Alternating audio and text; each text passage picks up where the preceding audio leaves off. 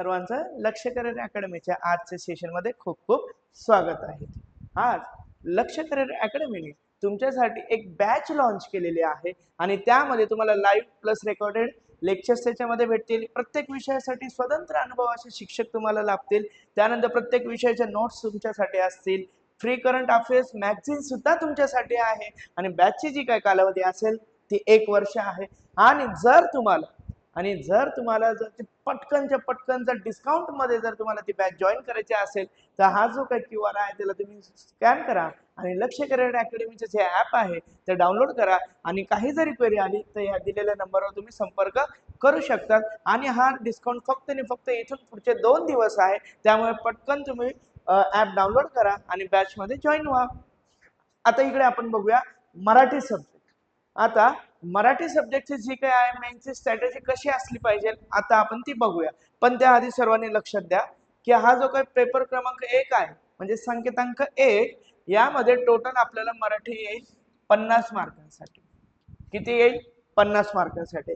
आणि जे इंग्लिश आहे ते पण 50। म्हणजेच काय टोटल जो पेपर असेल तो तुमचा 1 आवरचा असेल आणि 100 मार्क्स। पण यामध्ये सर्वात महत्त्वाची एक गोष्ट लक्षात घ्या, आपल्याला मराठी विषयामध्ये 50 पैकी मॅक्सिमम 40 प्लस स्कोर करता येतो। 40 प्लस स्कोर करता येतो। फक्त आणि फक्त त्यासाठी तुम्हाला एकदम चांगल्या पद्धतीचं नियोजन असलं पाहिजे आणि तुमच्यासाठी रणनीती आखून देण्याचं काम आम्ही करणार आहोत। बघा आता एक वेळेचं नियोजन कसं असलं पाहिजे। सर्वात महत्त्वाचं आपण जेव्हा पेपर बघतोय, जेव्हा आपल्या समोर पेपर असेल यामध्ये सर्वात महत्त्वाची गोष्ट एक फर्स्ट राऊंड मारायचा आहे आपल्याला। हे बघा कसं करणार, त्यासाठी पहिले खात्रीचे प्रश्न म्हणजेच काय जे मला प्रश्न येत आहे ते सर्वात आधी मी सोडवणार। मराठी विषयामध्ये जे काही प्रश्न मला येत आहे ते सर्वात आधी मी सोडवणार। त्यानंतर सगळे सोडवून झाल्यानंतर मी दुसरी फेरी करणार। म्हणजेच कसं रे बाळांनो, हे बघा या ठिकाणी दुसरा एक राऊंड मारणार। म्हणजेच काय त्यामध्ये कोणते प्रश्न सोडवणार विचार करावा लागणार आहे। म्हणजे थोडंसं विचार करून मला हा प्रश्न सोडवता येऊ शकतो अशा पद्धतीचे जे काही प्रश्न असतील ते मी सगळे सोडवणार। एवढं सगळं झालं त्यानंतर मी घेणार इथे तिसरी फेरी। म्हणजेच काय रे बाळांनो, इथे एक तिसरा राऊंड मारणार पूर्ण पेपरवर आणि त्या पेपर मधले जे काही कठीण प्रश्न आहे मराठी सेक्शन मधले ते मी सोडवण्याचा प्रयत्न करणार। म्हणजेच कसं ज्यावेळेस आपण हे असे 1 2 3 जेव्हा राऊंड आपण करणार यामध्ये नक्कीच तुमचे मार्क चांगल्या पद्धतीने वाढू शकतील। कसं बरं, कारण की त्या ठिकाणी बघा इथे आपल्याला प्रश्न संख्या 50 आहे, बरोबर आहे। म्हणजेच काय या ठिकाणी आपण किती जरी राऊंड मारले तर मोस्ट ऑफ द आपण 40 प्लस हमखास जाऊ शकतो। पण याच्यासाठी सर्वात महत्त्वाची गोष्ट काय आहे, तुम्हाला कन्सेप्ट माहिती पाहिजे। आणि तुम्हाला जर कन्सेप्टच माहिती नसेल तुम्हाला पेपर चांगल्या पद्धतीने सोडवता येणारच नाही। रणनीती तर आम्ही आखून देतो तुम्हाला, पण मेहनत तुम्हाला करावी लागणार आहे। आम्ही सर्व मटेरियल तुम्हाला प्रोव्हाइड करू, तुमच्यासाठी नोट्स प्रोव्हाइड करू, लाईव्ह बॅच सुद्धा प्रोव्हाइड करू, पण त्याचा नियमित सराव करणं हे तुमच्या हातात आहे। आणि इकडे बघा आपल्याला नेमकी पेपर सोडवताना काळजी काय घ्यायची, सर्वात महत्त्वाचं नकारात्मक गुणांचे भान ठेवायचं आपल्याला। म्हणजेच काय इथे तुमच्यासाठी निगेटिव्ह मार्किंग आहे। आपण फ्लो मध्ये हा प्रश्न मी वाचल्यासारखं वाटतोय, अरे हा हे तर असं असं मी वाचलेलं होतं, असं करायचं नाही। त्या ठिकाणी सर्वात महत्त्वाची गोष्ट तुम्हाला 1/4 निगेटिव्ह मार्किंग आहे हे लक्षात घ्या। त्यामुळे तुम्हाला सुरुवातीची एक स्लाइड दाखवली बघा मी, खात्रीचे प्रश्न, कठीण प्रश्न आणि विचार करायला लावणारे प्रश्न, असे शिक्षण पाळा तुम्ही। अदरवाईज तुमच्या हातातले मार्क्स सुद्धा जे 40 प्लस जातील ते 10 प्लस सुद्धा जाणार, कारण की एक चूक तुम्हाला खूप महागात पडेल। यासाठी याचं भान तुम्हाला ठेवायचं आहे आणि एलिमिनेशन पद्धत म्हणजे जी काही एलिमिनेशन मेथड आहे ती जरा सांभाळून तुम्हाला वापरायची आहे। नाही तर तुम्ही पहिले सगळे चुकीचे शोधत बसणार, मग बरोबर ऑप्शन शोधणार, म्हणजे ए बी सी डी यातून हा चुकीचा वाटतोय, हा पण वाटतोय, हा पण वाटतोय, मग हा असू शकतो, पण नेमका हा चुकीचा असतो, हा बरोबर असतो। मग होतं काय, घाई। आपल्याला पेपर सोडवताना बिलकुल घाई करायची नाही। पेपर तर पटकन सोडवायचा आहे, असं पळत पळत पळत पळत पळत पळत काही भेटणार आहे का आपल्या हातात, काहीच नाही। डोकं शांत ठेवायचं आणि ही एलिमिनेशन मेथड वापरायची। आणि सर्वात महत्त्वाची गोष्ट या ठिकाणी आपल्याला एमपीसीचे जे काही अधिकृत पेपर आहे ते आपल्याला वापरायचे आहे. म्हणजेच काय, जे काही ऑफिशियल वेबसाईटवर तुम्हाला जे पेपर भेटतील ओरिजिनल, ते जसेच्या तसे डाउनलोड करा विथ आन्सर की, आणि त्या ठिकाणी त्यांचा सराव करा. तेव्हा आपल्याला कुठेतरी एक 40+ जाण्यासाठी एक चांगल्या पद्धतीची शाश्वती आपल्या समोर असेल. पुढे बघूया आपण. हे बघा इकडे की आजपासून आपल्याला नेमकं करायचं काय काय आहे. तर सर्वात महत्वाचं, एक स्वतंत्र चूक नोंदवही. एक लक्षात घ्या, हे तुमच्यासाठी एक नवीन घेऊन आलेलं आहे आम्ही की चूक नोंदवही म्हणजेच काय, मिस्टेक रजिस्टर. या ठिकाणी जी काय तुमची MR म्हणजेच किंवा MS किंवा MN म्हणजेच काय तुमची जी मिस्टेक नोटबुक आहे ती तुम्हाला बनवायची. का बरं मिस्टेक रजिस्टर आपल्याला हवं, का आपल्याला मिस्टेक नोंदवाई हवी? कारण की आपण जे काही सोडवणार आहोत, आपण समजा एखादा क्वेश्चन सोडवला, याच्यातला समास जो होता तो आपण बघतोय, तर यामध्ये आपल्याला जेव्हा आपण घरी पेपर सोडवत आहे किंवा टेस्ट सिरीज आपण सोडवत असतो तेव्हा काहीतरी आपल्याला चुकीच्या गोष्टी दिसतात किंवा आपण त्याला चुकीचे उत्तर लिहितो. मग ते चुकीचे उत्तर का आपण लिहिले? कारण आपल्या डोक्यामध्ये ती कन्सेप्ट कदाचित चुकीच्या पद्धतीची असेल किंवा आपण घाई केलेली असेल. म्हणजेच काय, त्या चूक नोंदवहीमध्ये तुम्हाला नोट डाऊन करायचं आहे. काय करायचं त्याच्यामध्ये नोट डाऊन की माझ्याकडून हा प्रश्न या कारणामुळे चुकला. त्याच्यासाठी काय करावं लागेल, मला एक सोल्युशन, त्याच्यावर उपाय काय आहे हे सुद्धा मी त्याच्यामध्ये लिहिणार. म्हणजेच काय की मला घडी घडी ती गोष्ट माझ्या समोर राहील.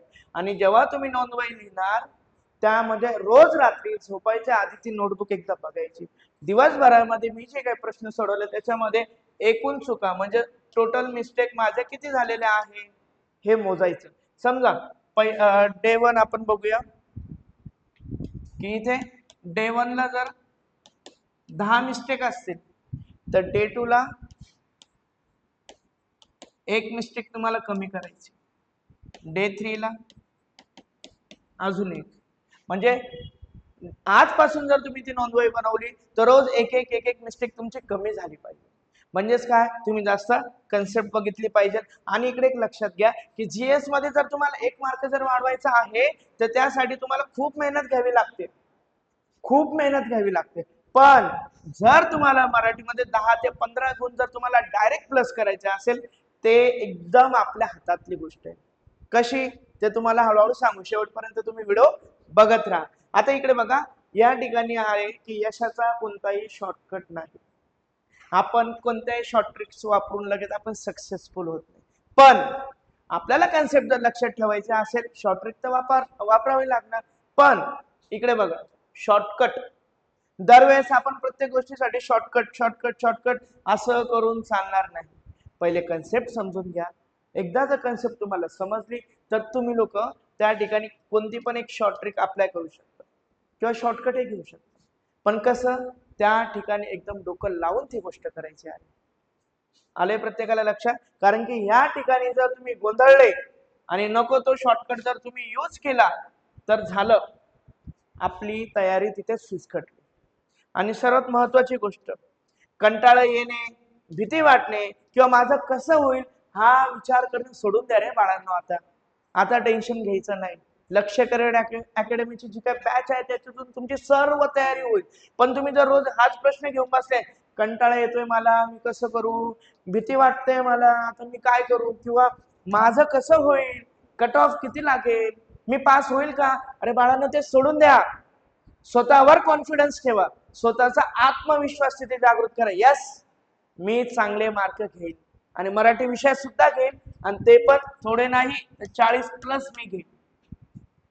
आले लक्षामध्ये? म्हणजेच काय, त्या ठिकाणी तुम्हाला 40+ अटेम्प्ट चांगल्या पद्धतीचं तुमचं झालं पाहिजे. येते लक्षामध्ये? काय डाऊट आहे इकडे? इकडे बघा की ह्या ठिकाणी जेव्हा तुम्हाला कंटाळा येईल तुम्हाला त्या ठिकाणी स्वतःला सावरावं लागेल. सर्वात महत्वाची गोष्ट, बिकॉज ऑफ द ही शर्यत छोटी नाही, ही शर्यत खूप मोठी आहे. ही फक्त आणि फक्त परीक्षा पास होण्यापुरती नाही, तर तुम्हाला स्वतःचं अस्तित्व सिद्ध करण्यासाठी ही परीक्षा आहे. तुम्ही किती केपेबल आहात हे तुम्हाला पण माहिती. पण या प्रश्नपत्रिकेमधून सुद्धा तुमचं त्या ठिकाणी इव्हॅल्युएशन होणार आहे. त्यामुळे प्रत्येकाने ती काळजी घ्यायची. आता हे बघा, या ठिकाणी तुम्हाला मगाशी ती एक स्लाइड दाखवली होती. हे बघा, इथे या ठिकाणी हे जे काही प्रश्न संख्या आहे ना 50, या ठिकाणी आपल्याला घाबरायचं नाही. आणि हे जे काही 100 जे गुण आहे ते तुम्ही अचीव केल्याशिवाय राहायचं नाही. पण केव्हा? हे बघा, घडी घडी हे तुम्हाला का दाखवते, कारण की तुम्हाला लक्षात आलं पाहिजे की प्रश्न संख्या किती आहे, त्याला मार्क किती आहे.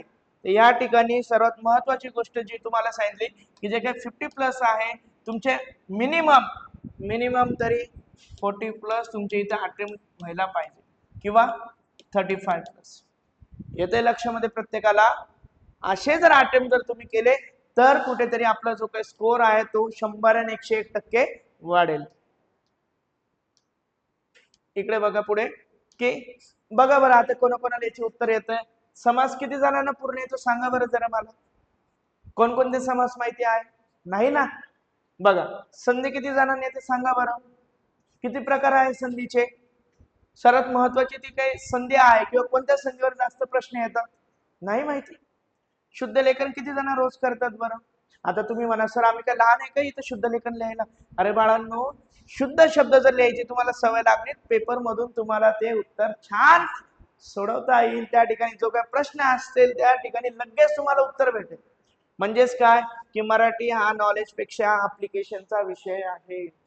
आपल्याला नॉलेजच फक्त घेतोय, ऍप्लिकेशन कुठे आहे त्याचं अप्लाय कुठं करतोय आपण ते कुठेच नाही. इथेच चूक करत आहात तुम्ही लोक. तर आता टेन्शन घ्यायचं नाही, शांत डोक्याने आपल्याला आपली परीक्षा पास करायची आहे. येते प्रत्येकाला लक्षामध्ये. इकडे बघा, आता हे बघा तुमच्यासाठी खास इथे पिलर 1 2 3 म्हणजेच काय 1 2 3 हे तुमचे कंबाईन मेन्स साठी मराठी विषयासाठी तुमच्यासाठी फक्त आणि फक्त पिलर घेऊन आलेलो आहे. म्हणजेच काय की त्याच्या जोरावर तुम्ही लोक खूप उंच उडू शकता, खूप छान अशी इमारत बांधू शकता. पहिला आहे कन्सेप्ट. म्हणजेच काय रे बाळांनो, एखादी गोष्ट जर तुम्ही शिकत आहात, जर समास शिकत आहात तर त्यामध्ये सामासिक शब्द असेल, विग्रह असेल, हे तुम्हाला व्यवस्थित समजलं पाहिजे. कोणत्या शब्दाचा काय विग्रह होऊ शकतो, कोणत्या सामासिक शब्दाचा विग्रह करताना काय काळजी घ्यायची, हे सर्वची सर्व तुम्हाला लक्षात घ्यायचंय. म्हणजेच काय, ही झाली तुमची कन्सेप्ट. जर मला कन्सेप्ट समजली म्हणजेच मला इथे जर संकल्पना जर मला समजली ना तर मला प्रॅक्टिस करता येईल. म्हणजेच काय लक्षात घ्यायचं तुम्ही, पिलर 1 जर तुमचा 95% जरी पक्का असेल, तुम्हाला प्रॅक्टिस करावी लागेल. त्या 95 मध्ये अजून 5 ऍड करण्यासाठी तुम्हाला काय काय करावं लागेल, इथे प्रॅक्टिस. म्हणजेच काय घडी घडी तुम्हाला त्याचा सराव करावा लागेल. हे बघा सराव आले लक्षामध्ये. घडी घडी तुम्हाला काय करावं लागेल, त्याचा सराव करावा लागेल. आणि हे सर्व झाल्यानंतर तुम्हाला परत त्याची एक उजळणी करावी लागेल. म्हणजेच काय रिव्हिजन. जर तुम्हाला कन्सेप्ट माहिती, प्रॅक्टिस पण तुमची आहे, पण तुम्ही कधी सराव केलाच नाही त्याचा, काहीच शक्य नाही, शक्यच नाही. कारण की प्रॅक्टिस जी आहे ती तर तुम्ही करालच, वादच नाही, पण रिव्हिजन जास्त महत्वाचे आहे. आले लक्षामध्ये. हा रिव्हिजन झाला. हे जी काय रिव्हिजन आहे ती तुमच्यासाठी एक की पॉइंटचं काम करते. आले लक्षामध्ये. जेवढी जास्त तुम्ही रिव्हिजन कराल तेवढे जास्तीत जास्त मार्क भेटण्याची सुद्धा तुम्हाला शाश्वती हळूहळू येऊन जाईल. इकडे बघा की आता नेमकी आपल्याला टॉपर स्ट्रॅटेजी काय असली पाहिजे. हे बघा, टॉपर स्ट्रॅटेजी काय असली पाहिजे. या ठिकाणी समजा कोणी टॉपर जर असेल, काय करतं बरं नेमकं, ते आपल्या समोर ते भाषण देतात की आम्ही 24 तास अभ्यास केला, 18 तास आम्ही बसलो. पण यापेक्षा एक लक्षात घ्या की ते 10 पुस्तकं वाचत नाही. सर्वात महत्वाची गोष्ट, ते 10 ठिकाणी फिरत नाही किंवा 10 ठिकाणचे सोर्सेस ते गोळा करत नाही. तर काय करतात ते एक पुस्तक 5 वेळेस वाचतात. आणि तुम्ही काय करतात, एक झालं की दुसरं, दुसरं आलं तिसरं, असे 10 पुस्तकं तुम्ही रीड करतात. फॉलो कशालाच करतो, फक्त वाच. आणि टॉपर काय करतो, एक पुस्तक 5 टाइम्स. एक पुस्तक जर 5 वेळेस वाचतोय तर त्या मुलाला ती कन्सेप्ट 100% लक्षात राहील. मग हेच तर आपल्याला करायचंय. किंवा बघा 1000 नोट्स बनवत नाही, आपण 1760 नोट्स बनवत असतो. इकडे ह्या वहीमध्ये इकडे कॉर्नरला लिहून ठेवणार. परत एक आताच नवीन फॅड आहे तुमच्याकडे, एक स्टिकी नोट्स, एक छोटे छोटे कागद घेणार, जिथे असे असे एखादी कन्सेप्ट ठेवणार, स्टॅपल करून ठेवणार, बघणार कधीच नाही, पण फक्त करून ठेवणार. पण यापेक्षा तिथे PYQ अनालिसिस जास्त महत्वाचं आहे. नेमकं प्रश्नपत्रिकेमध्ये विचारलं काय जातं. जर तुम्हाला हेच माहिती नसेल, तुम्ही नेमकं नोट्स बनवून करता काय, किंवा 10 पुस्तके जर तुम्ही वाचताय, फायदा काय? काहीच नाही. माइंडसेट स्ट्रॉंग हवा तुमचा. आणि इकडे बघा मेन की टॉपिक कंप्लीट करत नाही. तो फक्त टॉपिक कंप्लीट करत नाही. तुम्ही काय लक्षात घेता इथे मराठीमध्ये, हा समास आमचं अर्ध झालेलं आहे, संधी आमचं पूर्ण झालेलं, नाम आमचं पूर्ण झालेलं, प्रयोग आमचं पूर्ण झालेलं, प्रश्न विचारलं तर काहीच येत. चुकता कुठं आहात तुम्ही, तर त्या ठिकाणी फक्त तुम्ही टॉपिक कंप्लीट करताय. हे बघा, तुम्ही फक्त आणि फक्त इथे टॉपिक कंप्लीट करतात. कंप्लीशन करणे झालं, माझं पूर्ण झालं, सरांनी शिकवलं, माझं शिकून झालं, बस एवढंच करतात. हे करू नका. तर त्या ठिकाणी टॉपिकचे मास्टर बना. कस काय, समजा प्रयोग जर असेल तर या ठिकाणी नेमकी कन्सेप्ट काय आहे, त्याचे उदाहरण बघा, त्याचे रेफरन्स बघा, त्यानंतर त्याचे PYQ बघा, त्यानंतर हार्ड टॉपिक्स बघा, त्याच्यातले काय काय आहे कंटेंट नेमका. एवढं जेव्हा जेव्हा तुम्ही स्वतः अनालिसिस कराल, तेव्हा तुमच्या समोर एक कन्सेप्ट असेल, एक चिठ्ठी असेल समोर, की अरे हा मला ही गोष्ट खूप छान पद्धतीने जमते, किंवा ही गोष्ट मला जमत नाही. म्हणजेच काय, जोपर्यंत तुम्ही त्या टॉपिक मध्ये मास्टर बनत नाही, तोपर्यंत या पेपरमध्ये तुमचं काही खरं नाही. कारण की MPSC फक्त आणि फक्त तुमच्या पाठांतरावर प्रश्न कधीच विचारत नसते, ती तुमचं बेसिक बघत असते. ही गोष्ट काय आहे, तुम्ही किती डेप्थ मध्ये जाऊन ते नॉलेज घेताय, हे जास्त महत्वाचं आहे. आले प्रत्येकाला लक्ष. इथे टॉपरची जी काही स्ट्रॅटेजी आहे ती कसली असली पाहिजे, कशी असली पाहिजे, किंवा टॉपरची जी स्ट्रॅटेजी आहे तो कशी मेंटेन करतो. आपण फक्त 9चे 9 दिवस करणारे लोक आहोत. तसं करू नका, रोज करा, नियमितपणे करा. इकडे लक्ष द्या आता सगळेजण, की मेन आपलं मराठीला समजतं काय, की एकदम विषय कठीण नाही. त्यानंतर तो एक दुर्लक्षित केलेला विषय, आपण त्याच्याकडे लक्ष देत नाही. अरे आम्हाला मराठी येतं, काहीच करायची गरज नाही, आम्ही 10वीला खूप शिकलेलो आहे, 12वीला शिकलेलो. अरे बाळांना ते विषयच नाही. आपल्याला इथे बेसिक फंडा ते विचारतात. आपण काही 2-4 उदाहरणं पाठ केले, झालं गेलं, कंबाईन मेन्सला निघाला पेपर. असं सहसा निघत नाही. त्यासाठी नियमित सराव आणि सातत्य हे जास्त महत्वाचं असतं. आणि इकडे बघा, ज्याने 3 महिने रोज 1.5 तास जरी मराठीला दिले, तरी त्याचे 40+ गुण जवळपास निश्चित होतात. खूप होतात, प्रचंड. 60-70 तर आरामातच. पण मग कसं, मिनिमम 40+ तर जाईल. लगेच आपण म्हणत नाही 80+ गेलं पाहिजे. हळूहळू करा, रोज करा, सातत्य असलं पाहिजे. आणि या ठिकाणी बघा, की कंबाईन मेन्स मध्ये निवड म्हणजे ज्याची तुम्ही वाट बघताय, त्याने जे काही तुमचं सिलेक्शन असेल, ते फक्त आणि फक्त तुमच्या GS मुळे होत नाही, तर ते तुमचं मराठी आणि इंग्रजी मधून सुद्धा होतं. का? कारण की ह्या पेपरला सुद्धा मार्क आहे, हा क्वालिफाईंग पेपर नाही. कदाचित GS मध्ये 2-3 मार्क जरी गेले, पण मग मराठीतले मार्क तुम्ही घालवू शकत नाही. आपण मराठी माणूस आहोत, तर त्या ठिकाणी मराठी माणसाला मराठी चांगली आलीच पाहिजे. आणि जरी आपण करूच शकत नाही असं आपण स्वतःच, आम्ही करूच शकत नाही, कसं काय होणार आहे सांगा बरं बाळांनो, शक्यच नाही. म्हणजेच काय, या ठिकाणी जे अतिरिक्त जे काही गुण आहे, एक्स्ट्राचे जे मार्क आहे, ते तुम्हाला फक्त आणि फक्त मराठी विषयातून घेता येतील. फक्त यासाठी तुम्हाला बेसिक चांगला हवं. आले लक्षामध्ये प्रत्येकाला? येते लक्षात, की जोपर्यंत तुम्ही बेसिक करणार नाही, तोपर्यंत तुम्ही पेपर चांगला सोडवू शकत नाही. आणि इथे बघा, एक तुमच्यासाठी एक नियम दिलेला आहे, की 80-20. म्हणजेच काय, मराठीमध्ये 20% टॉपिक्स मधून 80% प्रश्न येतात. 20 मधून किती टक्के पर्यंत येतात? 80%. म्हणजे बघा त्याचं वेटेज किती आहे.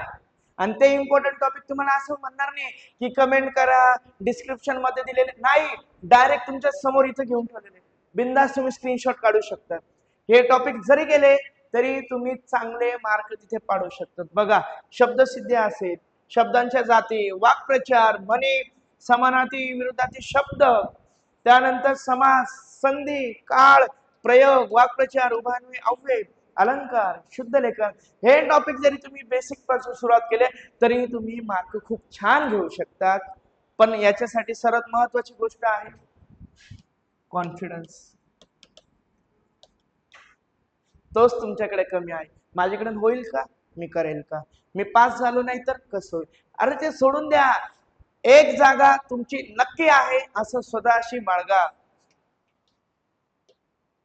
हे बघा इथे की मराठी जवळजवळ low efforts equal to high returns, कुठेच नाही असं. सगळीकडे आपल्याला खूप एफर्ट्स घ्यावे लागतात, प्रचंड घ्यावे लागतात आणि रिटर्न्स आपल्याला हाय भेटतात. पण मराठी एक असा मात्र विषय आहे की त्यामध्ये लो एफर्ट्स, कमी कष्ट जरी घेतले तरी तुम्हाला जास्त आउटकम भेटेल, जास्तीत जास्त तुम्हाला तिथे काय भेटेल, रिटर्न भेटेल. आणि व्याकरण पाठ करू नका, समजून घ्या. पहिल्यापासून सांगत आले, कन्सेप्ट समजा, संकल्पना समजून घ्या. त्या ठिकाणी पाठांतर करू नका बाळांनो, रट्टा मार करू नका. किती जरी रट्टा मार केला, किती जरी अटेम्प्ट केले तरी तुम्ही पास होऊ शकत नाही. पण जर संकल्पना समजली, तुमचा पहिला अटेम्प्ट असेल तरी तुम्ही पास होऊ शकतात. आणि पीवायक्यू हा सर्वात मोठा शिक्षक आहे. बघा, पीवायक्यू हा जो काय तुमच्यासाठी खूप छान असा एक मोठा शिक्षक आहे. तो तुम्हाला खूप मार्गदर्शन करेल. म्हणजेच काय, प्रिव्हियस इयर क्वेश्चन जे आहे त्याचे तुम्हाला अनालिसिस करता आलं पाहिजे. आणि जरी नसेल करतायत तरी आमच्या बॅच सोबत जॉईन व्हा, तुम्हाला 100% त्याचं सुद्धा गायडन्स इथे आमच्याकडे भेटून जाईल. आणि रिव्हिजन नसलेला अभ्यास, बघा, रिव्हिजन नसलेला अभ्यास म्हणजे एक गळकी बादली असते. म्हणजेच आपण ते घेऊन तर जातोय पाण्याने भरून, पण ती आपल्या डेस्टिनेशन पर्यंत जोपर्यंत जात नाही तोपर्यंत ती टिकेल का नाही टिकणार त्यातलं पाणी, काही एक गॅरंटी नाही. समजा पाणी भरलं गेलं, गळती बादलीला असेल, ते गळत गळत गळत शेवटपर्यंत काहीच उरणार नाही. तसंच तुम्ही सराव खूप केला, कन्सेप्ट संकल्पना तुम्हाला समजली, म्हणजे कन्सेप्ट तुम्हाला कळले, पण जर त्याची तुम्ही रिव्हिजन प्रॉपर केली नाही, काहीच शक्य नाही, शक्यच नाही. म्हणून त्या ठिकाणी डायरेक्ट इथं लिहिलेलं आहे बघा, गळकी बादली. तसा आपल्याला अभ्यास करायचा नाही. आपल्याला अभ्यास असा करायचा, आज शिकलो लगेच संध्याकाळी त्याची रिव्हिजन करणार, आज हे केलं लगेच त्यावर आपण अनालिसिस करणार. म्हणजेच काय, बघा, एक टॉपिक 100 प्रश्न. आपण काय करतो माहिती, 100 टॉपिक करतो आपण आणि क्वेश्चन 1 ते 10 एवढंच. याच्या उलट करायचंय बाळांनो तुम्हाला, की एकच टॉपिक करायचा. सिंगल टॉपिक जरी केला तुम्ही, समजा प्रयोग जरी केला, त्याचे तुम्हाला जवळजवळ 100 क्वेश्चन सोडवायचे आहे. 100 येते लक्षामध्ये. आणि सर्वात महत्वाची गोष्ट बघा, तुमच्यासाठी इथे एटीएम कार्ड एक घेऊन आलेलं आहे. हे पैशाचं नाही तर मार्कांचे एटीएम कार्ड आहे, जे मिळतं तुम्हाला समास आणि संधीपासून. जर तुम्ही समास आणि संधी यावर जर चांगली पकड जर तुम्ही मिळवली, 100% तुम्हाला खूप छान मार्क भेटू शकतील. आणि हे बघा, एकदम बेसिक पासून दररोज जर तुम्ही फक्त 20 MCQ जरी केले, डेली किती केले आपण, 20 MCQ जरी केले, तरी जेव्हा आपलं पूर्ण काही एक वर्ष संपेल, म्हणजे आफ्टर 1 इयर जवळजवळ ते कॅल्क्युलेशन जाईल तुमचं 7000 प्लस. म्हणजे एका वर्षात तुमच्याकडून जवळजवळ 7000 पेक्षा जास्त प्रश्न सोडवले जातील. म्हणजेच काय करायचं, आपल्याला जास्त अभ्यास करण्यापेक्षा थोडा अभ्यास करून त्याचा जास्त सराव करायचा आहे. येते लक्षात प्रत्येकाला, समजतं इथपर्यंत? हे बघा, आता नेमकं रोज काय करायचं ते बघा. प्रत्येक टॉपिक नंतर पीवायक्यू अनालिसिस करा. एखादा टॉपिक जर झाला, समजा संधी तुमचं शिकून झालं, त्यानंतर पीवायक्यू त्याच्या रिगार्डिंग काढा आणि त्याचं अनालिसिस करा. काय आलेलं आहे नेमकं, माझं कुठे उत्तर चुकतंय, बरोबर येते, चला चांगली गोष्ट आहे, अजून काय सुधारणा केली पाहिजे त्याच्यामध्ये, हे आपल्याला बघायचं. मागील प्रश्नपत्रिकांमध्ये सुद्धा प्रश्न सोडवायचे आहेत. आपल्याकडे टेस्ट सिरीज आहे, त्या सुद्धा आपल्याला सोडवायच्या आहे. आणि प्रश्न कोणत्या नियमावर आधारित विचारलेला आहे, म्हणजेच काय इथे रूल कशावर विचारलेला आहे तो नेमका, हे आपल्याला कळलं पाहिजे. येते लक्षामध्ये.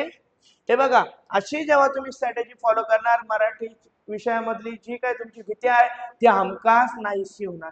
100 आणि 101% ती निघून जाणार. इकडे बघा, आता या ठिकाणी तुमच्यासाठी एक रिव्हिजन रेशो घेऊन आलेलो आहे. म्हणजेच काय, 70% नवीन अभ्यास काही लोक करत असतात. म्हणजे काय करतात, भरपूर जण 70% नवीन शिकतात. म्हणजेच काय, न्यू टॉपिक, आणि 30% रिव्हिजन करतात फक्त. आपण काय करायचं, त्या ठिकाणी 50% नवीन टॉपिक शिकायचे आणि 50% रिव्हिजन करायचं. म्हणजे हाफ आपण जोपर्यंत बॅलन्स करणार नाही तोपर्यंत आपला पेपर आपल्याकडून कधी चांगल्या मार्कांनी तिथे पास होणार नाही, सुटणारच नाही तो. त्यासाठी काय करायचं, तुम्हाला 50% नवीन टॉपिक शिकायचे आणि 50% तुम्हाला रिव्हिजन करायची. म्हणजेच काय, मराठीमध्ये आपल्याला जास्तीत जास्त गुण कशामुळे मिळतात, फक्त आणि फक्त रिव्हिजन मुळे ते गुण मिळतात. येते लक्षामध्ये, कळते प्रत्येकाला. जी तुम्हाला स्लाइड महत्वाची वाटली त्याचा तुम्ही बिनधास्त स्क्रीनशॉट काढू शकतात, जेणेकरून तुम्हाला अभ्यासामध्ये त्याचा फायदा होईल. हे बघा, इथे तुम्हाला इथे एक पिरामिड दिसतंय प्रत्येकाला. आता हे पिरामिड फक्त शो साठी नाही, तर बघा इथे तुम्हाला रिव्हिजन पिरामिड सांगितलेलं आहे.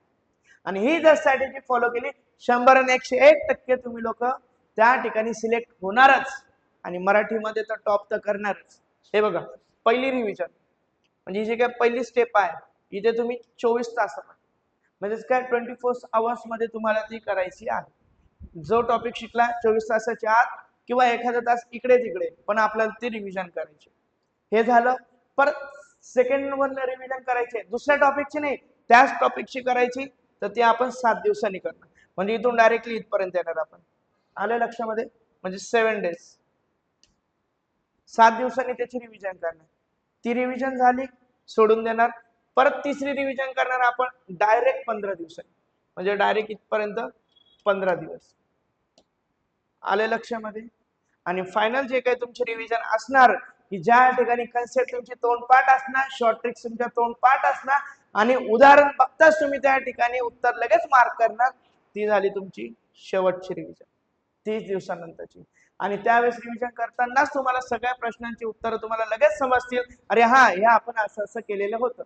आणि जर काय चुकीचं होतं काय नाही बघण्यासाठी आपण तो ऑलरेडी एक मिस्टेक नोटबुक बनवलीच आहे, त्यामधून आपण बघू शकतो. आले प्रत्येकाला लक्षात रिव्हिजन पिरामिड? सगळेजण स्क्रीनशॉट घेऊन घ्यायचा याचा आणि अशाच पद्धतीची स्ट्रॅटेजी तुम्ही फॉलो करायची आहे. आता बघा इकडे की एक मॉक टेस्ट स्ट्रॅटेजी काय आहे, म्हणजे जास्तीत जास्त सराव पण झाला पाहिजे आपला. त्यासाठी आठवड्याला एक फुल मराठीची एक टेस्ट सोडवायची, फक्त आणि फक्त मराठी सब्जेक्टची. त्यानंतर शेवटचे जे काही 45 डेज असतील त्यामध्ये 8 ते 10 तुमच्या फुल टेस्ट झाल्या पाहिजे. पूर्ण पेपर तुम्हाला सोडवायचं 8 ते 10 वेळेस. म्हणजेच काय होईल, तुम्हाला बसण्याची एक टेक्निक येईल, उत्तर कसं सोडवायचं याची एक टेक्निक येईल. म्हणजेच काय की तुमच्या भोवती एक वातावरण एक तयार होईल की पेपरला गेलं मला करायचंय काय. त्यानंतर प्रत्येक टेस्ट नंतर एरर कुठे चुकता आहे, का मार्क मला कमी येत आहे, याचं अनालिसिस तुम्हाला नक्की करावा लागणार आहे. त्यानंतर गोल्डन रूल काय आहे, प्रत्येकाने याला इम्पॉर्टंट मार्क करून ठेवा की पहिले आपण प्रश्न वाचणार, त्यानंतर नियम आठवणार. काय करणार बाळांनो, पहिले प्रश्न वाचणार, त्याचा नियम आठवणार, त्यानंतर उदाहरण बघणार आणि एवढं सगळं झाल्यावर आपण त्याचं उत्तर बघणार. एकदम सोपं.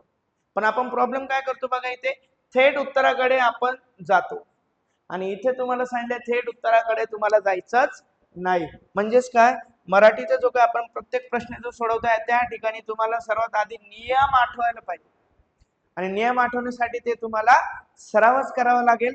आणि ज्या वेळेस तुम्हाला नियम लक्षात येईल, अरे हा नियम इथे 100 आणि 101% इथे आपल्या होईल, त्या ठिकाणी तिथे तुम्हाला 5 ते 10 मार्क तुमचे प्लस होत आहेत. मिनिमम 5 मार्क तरी प्लस होतील. का? कारण की तुम्हाला काय माहितीये, रूल कळतंय प्रत्येकाला. जोपर्यंत तुमची नियमांवर पकड बसत नाही तोपर्यंत तुम्हाला मार्कांमध्ये थोडीशी तफावत 100% जाणवेल. त्यामुळे कदाचित आता मागच्या वेळेस तुमचा जर 1, 2, 5 मार्कांनी जर पेपर राहिलेला असेल, घाबरायचं नाही. गोल्डन रूल फॉलो करा, 100% तुम्ही पेपर पास व्हाल. आता बघा इथे रेफरन्स बुक काय काय आहे इथे. सुगम मराठी व्याकरण व लेखन मोरा वाळिंबे, परिपूर्ण मराठी व्याकरण बाळासाहेब शिंदे, त्यानंतर स्पर्धा परीक्षा मराठी अनिल कोलते आणि कंबाईन PYQ या बुक्स मधून तुम्ही अभ्यास करू शकता. पण एवढे सारे बघा 1 2 3 4 एवढे पुस्तक वाचण्यापेक्षा लक्ष करिअर अकॅडमीने तुमच्यासाठी एक प्रिंटेड बुक आणलेला आहे मराठी व्याकरण व त्याचा शब्दसंग्रह. याच्या नोट्स तुम्हाला ऑनलाईन पण भेटून जातील. हे नक्की तुम्ही घ्या आणि त्यातून तुम्हाला अभ्यास करणं खूप सोपं जाईल. आणि हे सर्वचे सर्व मार्गदर्शन तुम्हाला नियमित आमची जी काही बॅच आहे त्यातून तुम्हाला भेटत राहील. आले लक्षात प्रत्येकाला. आणि एवढे 4 पुस्तक वाचण्यापेक्षा एक पुस्तक वाचलं तुमचा वेळ वाचेल. वेळ वाचला म्हणजे त्या वेळेमध्ये तुम्ही नवीन टॉपिक एक शिकू शकता. आले प्रत्येकाला लक्षात की आपल्याला नेमकं करायचं काय. आपल्याला जास्तीत जास्त मार्क्स स्कोअर करायचे आहे. आणि आमच्याकडूनच का बरं शिका. बघा इथे दिलेलं आहे की या ठिकाणी संपूर्ण अभ्यासाचे टॉपिक वाईज तुम्हाला आम्ही नियोजन करून देणार. त्यानंतर प्रत्येक घटकाची मूलभूत संकल्पना आम्ही देणार. काय आहे basic concept, basic to advance. त्यानंतर जवळजवळ त्याचे काही शॉर्टकट जे असतील ते आम्ही तुम्हाला शिकवणार. त्यानंतर भरपूर MCQ आपण सराव करणार. रिव्हिजन जी आहे रिव्हिजन तर आम्ही 100% घेतच असतो. त्यानंतर एरर अनालिसिस म्हणजे मगाशी जे काही एरर कसे अनालिसिस करायचे हे सुद्धा आम्ही तुम्हाला शिकवू. आणि एक्झाम ओरिएंटेड नोट सुद्धा तुम्हाला आमच्या ऍप्लिकेशनवर भेटून जातील. त्यानंतर आणि अवघड कडून सोप्या भाषेमध्ये तुम्हाला जास्तीत जास्त जशी कन्सेप्ट समजावता येईल तसं आमचा सर्वांचा प्रयत्न असेल. मॉक टेस्ट तुम्हाला भेटतील. परफॉर्मन्स ट्रॅकिंग तुम्हाला लक्षात येईल की आपण किती परफॉर्म करतोय चांगलं. 60% करतोय, 20% करतोय की 100 पैकी 100% करतोय. येते प्रत्येकाला लक्षामध्ये. तरी सर्वांनी बॅचला नक्की जॉईन करा. तोपर्यंत सर्वांना अधिकारी होण्यासाठी खूप खूप शुभेच्छा. आणि काही जरी डाऊट आला नक्की आमच्या नंबरवर तुम्ही संपर्क साधू शकता. थँक्यू.